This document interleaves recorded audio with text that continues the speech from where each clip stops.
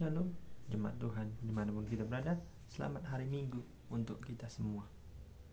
Pemberitaan firman Tuhan kita pada hari Minggu ini ambil dari Lukas 4 ayat yang ke-16 sampai dengan 30. Lukas 4 ayat yang ke-16 sampai dengan 30 dengan judul perikop Yesus ditolak di Nazaret. Begini firman Tuhan. Ia datang ke Nazaret, tempat ia dibesarkan, dan menurut kebiasaannya pada hari Sabat ia masuk ke rumah ibadat, lalu berdiri hendak membaca dari Alkitab. Kepadanya diberikan kitab Nabi Yesaya, dan setelah dibukanya ia menemukan nas di mana ada tertulis, Roh Tuhan ada padaku, oleh sebab itu ia telah mengurapi aku untuk menyampaikan kabar baik kepada orang-orang miskin, dan ia telah mengutus aku untuk memberitakan pembebasan kepada orang-orang tawanan dan penglihatan bagi orang-orang buta, untuk membebaskan orang-orang yang tertindas, untuk memberitakan tahun rahmat Tuhan telah datang. Kemudian ia menutup kitab itu, memberikannya kembali kepada pejabat, lalu duduk. Dan mata semua orang tertuju dalam rumah ibadat itu tertuju kepadanya. Lalu ia memulai mengajar mereka, katanya, pada hari ini genaplah nas ini sewaktu kamu mendengarkannya. Dan semua orang membenarkan dia, dan mereka heran akan katanya yang indah yang diucapkannya. Lalu kata mereka, bukankah ini anak Yusuf? Maka berkatalah ia kepada mereka, tentu kamu akan mengatakan pepatah ini kepadaku, hai tabib, sembuhkanlah dirimu sendiri. Perbuatlah di sini juga, di tempat asalmu, segala yang kami dengar yang telah terjadi di Kapernaum. Dan katanya lagi, aku berkata kepadamu, sesungguhnya tidak ada nabi yang dihargai di tempat asalnya. Dan aku berkata kepadamu, dan kataku ini benar, pada zaman Elia terdapat banyak perempuan janda di Israel, ketika langit tertutup selama 3 tahun dan 6 bulan ketika bahaya kelaparan yang hebat menimpa seluruh negeri. Tetapi Elia diutus bukan kepada salah seorang dari mereka, melainkan kepada seorang perempuan janda di Sarfat di tanah Sidon. Dan pada zaman Nabi Elisa, banyak orang kusta di Israel, dan tidak ada seorang pun dari mereka yang ditahirkan, selain daripada Naaman orang Syria itu. Mendengar itu sangat marahlah semua orang yang di rumah ibadat itu. Mereka bangun lalu menghalau Yesus keluar kota dan membawa dia ke tebing gunung tempat kota itu terletak, untuk melemparkan dia dari tebing itu. Tetapi ia berjalan lewat dari tengah-tengah mereka lalu pergi. Sejauh ini pemberitaan firman Tuhan. Berbahagialah orang yang mau mendengarkan, mempraktekkan dan melaksanakan firman ini dalam kehidupannya sehari-hari. Haleluya. Sekali lagi saya menyapa kepada kita semua, Shalom dan selamat hari Minggu untuk kita semua. Tidak terasa Bapak Ibu Saudara, kita sudah memasuki bulan Februari, minggu pertama di dalam Februari tahun 2025 ini. Pemberitaan firman Tuhan kita pada hari ini merupakan lanjutan dari apa yang saya sampaikan di hari Kamis lalu, yaitu merupakan panggilan Tuhan. Tetapi kali ini kita juga mempraktekkan dan juga mencari makna dari panggilan itu, dan bertemakan dari apa yang sebelumnya itu adalah tema pada pemberitaan firman Tuhan hari ini adalah berani menjalani panggilan Tuhan. Sekali lagi, berani menjalani panggilan Tuhan. Bapak Ibu Saudara yang terkasih dalam Tuhan kita Yesus Kristus, kalau kita berbicara kepada yang sebelumnya itu adalah menyanggupi tentang keberhasilan dan tantangan dalam menjalani panggilan Tuhan. Tetapi sekarang ini kita adalah mengatakannya dalam arti itu adalah kata berani. Kata berani sendiri, kalau kita bisa menafsirkannya secara umum begitu, secara bahasa Indonesia, berani itu adalah tangguh. Berani itu adalah tidak takut apa-apa, hanya melainkan takut kepada Tuhan saja. Dia tidak panik, dia tidak sama sekali gugup, dia semangat, tangguh dan segala macamnya. Nah, dan kali ini kita berbicara tentang sesuatu kisah yang ditulis oleh kitab Lukas, ditulis di kitab Lukas, yakni adalah tentang Yesus ditolak di kota Nazaret. Bapak Ibu Saudara yang terkasih di dalam Tuhan kita Yesus Kristus, kita tahu bersama Nazaret adalah kota kelahiran Yesus sendiri. Kenapa bisa kita katakan seperti itu? Karena dikatakan di dalam ayat 16 Lukas 4 ayat yang ke-16 dikatakan adalah, ia datang ke Nazaret sampai tempat ia dibesarkan, dan menurut kebiasaannya pada hari Sabat ia masuk ke rumah ibadat lalu berdiri dan hendak membaca dari Alkitab. Nah, dari ayat 16 sendiri kita bisa mengetahui bahwasannya Yesus dibesarkan di kota Nazaret, tempat dia dibesarkan untuk menjadi seorang juru selamat, menjadi seorang pembawa berita yang mungkin bisa kita lihat adalah sekarang ini adalah menjadi seorang mujizat bagi kita, maha kuasa, maha kasih, maha baik kepada diri kita masing-masing.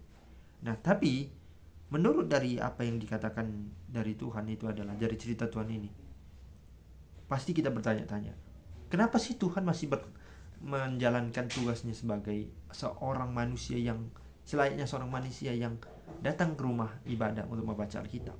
Padahal kita tahu Alkitab sendiri ditulis oleh Tuhan. Dan salah satu kitab juga pasti berbicara tentang, mungkin hampir setiap kitab di Perjanjian Baru, Perjanjian Lama yang ada di Alkitab ini pasti mengisahkan tentang Tuhan sendiri. Nah, kenapa Tuhan masih membaca tentang Alkitab? Nah, itu dia menjadi pertanyaan kepada kita. Dan mungkin jawabannya itu terletak di dalam ketika dia ingin meresapi apa yang dia tulis. Tetapi ada satu topik yang dikatakan dalam satu kitab yang dia baca begitu. Ketika Alkitab itu dibuka, nas yang langsung dibuka oleh Yesus adalah nas dari Nabi Yesaya, yaitu kitab Nabi Yesaya. Yang dikatakan adalah, Roh Tuhan ada padaku, di ayat 18 ya. Oleh sebab ia telah mengurapi aku untuk menyampaikan kabar baik kepada orang-orang miskin, dan ia telah mengutus aku. Bapak Ibu Saudara yang terkasih, dalam ayat 18 ini, satu nas ini mengatakan bahwasannya dalam kita mencari apa yang ditugaskan dari kita sebagai makhluk Tuhan, sebagai manusia yang diciptakan oleh Tuhan kita Yesus Kristus, kita harus berani. Apa yang dijalankan oleh diri kita melalui perkataan Tuhan harus kita jalani dengan berani. Itu merupakan panggilan Tuhan. Itu merupakan yang namanya adalah suatu kekuatan, suatu keajaiban yang diberikan kepada Tuhan dari Tuhan kepada kita untuk menjalankan tugas tersebut. Makanya ketika Tuhan mengutus kita untuk menjalankan panggilan Tuhan, Roh Tuhan itu, Roh Kudus itu hadir di dalam kita, sehingga dari Tuhan sendiri telah mengurapi kita sebagai hambanya untuk menjalani panggilan Tuhan itu sendiri, sehingga kita bisa mampu menyampaikan kabar baik yang disampaikan daripada Tuhan, dan kita sampaikan kepada banyak orang, bukan hanya kepada orang miskin sesuai konteks ini, tetapi seluruh orang yang ada kita jumpai, karena Tuhanlah yang mengutus kita untuk menjalani tugas dalam melayani. Tetapi dari sini Bapaknya sendiri memberikan tugas dan mengurapi Yesus sebagai anaknya untuk memberitakan kabar kebaikan kepada banyak orang. Lalu disambung di ayat 19 dikatakan bahwa untuk memberitakan pembebasan kepada orang-orang tawanan dan penglihatan bagi orang-orang buta, untuk membebaskan orang-orang yang tertindas, untuk memberitakan tahun rahmat Tuhan telah datang. Nah, ayat 19 ini kalau kita menelaah secara mendalam atau secara kita tafsirkan secara mendalam, ini merupakan suatu alasan dalam Perjanjian Baru, suatu yang mengungkapkan adalah ini adalah sebuah bukti misi yang dikabarkan oleh Tuhan. Bukan hanya di dalam Matius 28 kita bisa melihat bahwasannya ketika Tuhan memberitakan kepada murid-muridnya untuk memberitakan kabar baik dan Tuhan naik ke atas surga, ini adalah suatu ungkapan yang kedua bahwasanya ini adalah suatu misi yang dijalankan pada Tuhan untuk kita menyanggupi panggilan dari Tuhan itu sendiri. Jadi bukan hanya dalam konteksnya itu ketika kita berbicara tentang Lukas yang mungkin adalah seorang dokter, itu adalah suatu permasalahan dalam diri kita bahwasanya seorang dokter kok bisa memberitakan itu bukan masalah. Tetapi dikatakan bahwasanya dalam ayat 18-19 ini merupakan adalah suatu misi bagi kita, bukan hanya kepada Tuhan saja, melainkan kepada misi dari kita, dari Tuhan kepada kita untuk menjalankannya. Orang-orang tertindas, orang-orang buta, orang-orang sakit kusta dan sebagainya yang tinggal. Dan apapun itu dalam kondisi status orang itu, kita dipanggil Tuhan untuk berani menjalani panggilan Tuhan itu sendiri. Oleh sebab itu kita harus menerima apa yang dijadikan konsekuensi kita sebagai seorang pelayan Tuhan atau hamba Tuhan.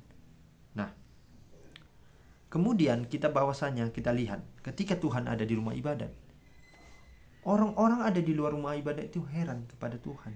Dan orang-orang ibadat di luar sana, yang di luar rumah ibadat, melihat, wah, ada Tuhan ternyata.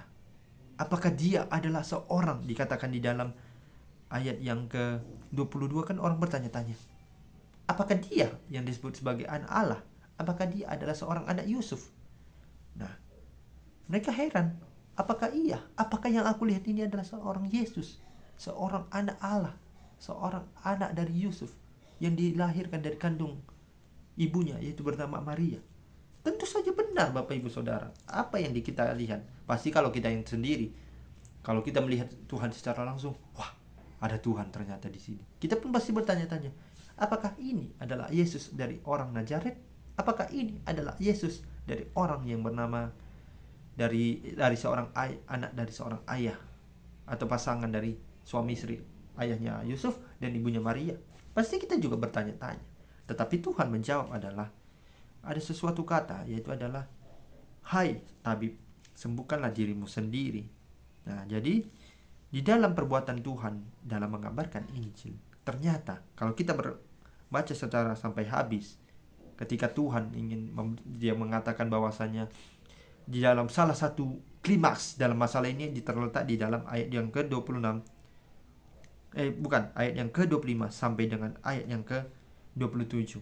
Di situ suatu klimaks yang mengatakan bahwasannya mereka itu tidak terima bahwasannya Tuhan mengatakan seperti itu. Dia membandingkan pengajaran yang disampaikan oleh pemanggilan yang dipanggilkan Tuhan untuk diutus supaya Elisa dan Elia itu memberitakan Injil berani. Mereka tidak terima karena mereka membandingkan, seorang Tuhan kok bisa berbicara tentang Nabi Elisa, Nabi Elia dalam suatu waktu yang tentang konteksnya berbeda-beda, dan mereka menghadapinya dalam menanggapi panggilan Tuhan begitu. Mereka marah.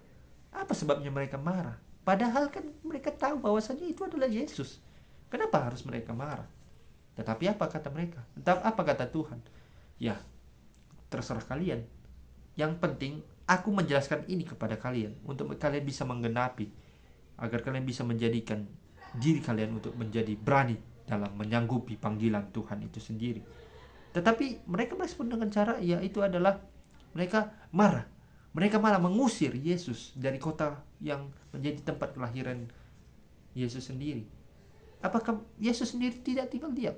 Ya, Yesus memang diam, tetapi ketika Yesus dibawa ke dalam lereng gunung yang ada di kota Nazaret, kota kebesaran Yesus, kota Yesus dilahirkan, dibesarkan di situ, mereka akan menurunkan Yesus, melemparkannya ke dalam jurang atau ke bawah jurang gunung itu, melemparkannya ke bawah.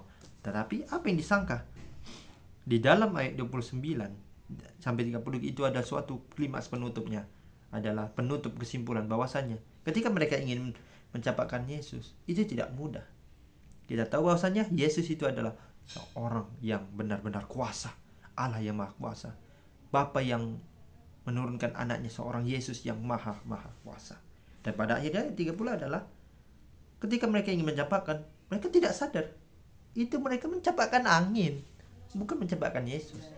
Dan malah Yesus berpaling, yaitu berjalan di antara mereka, berada di tengah-tengah. Jadi ini adalah mereka kerumunan, dan Tuhan Yesus ada di tengah-tengah berjalan untuk keluar dari kota Nazaret itu. Nah, Bapak Ibu yang terkasih di dalam nama Tuhan kita Yesus Kristus, apakah kembali lagi dari kita, apakah kita bisa berani dalam menyanggupi panggilan Tuhan? Itu kembali kepada diri kita masing-masing. Tapi saya yakin untuk kita sendiri dan kepada kita saudara, Bapak Ibu Saudara, kita harus berani dalam menyanggupi panggilan Tuhan, menyadari bahwasanya kita ini adalah makhluk ciptaan Tuhan yang begitu baik, meskipun tidak sempurna, tetapi Tuhan menyadari bahwa kita ini adalah makhluk yang bisa menjadi hamba Tuhan untuk melayani dan bisa menyanggupi dalam berani memenuhi panggilan Tuhan itu sendiri. Inilah demikian pemberitaan firman Tuhan kita pada saat minggu ini. Selamat memasuki bulan Februari, Bapak Ibu Saudara, minggu pertama. Dan saya harap bulan Februari ini penuh dengan kejutan, dan Tuhan mampu juga memberikan kita bahwasanya hidup untuk menyanggupi dalam berani memanggil dan mengutus Allah dan mengutus kita dari Allah dalam menyanggupi panggilan Tuhan tersebut. Inilah demikian pemberitaan firman Tuhan, semoga bermanfaat dan bermakna bagi kehidupan kita sehari-hari. Amin. Tuhan Yesus memberkati.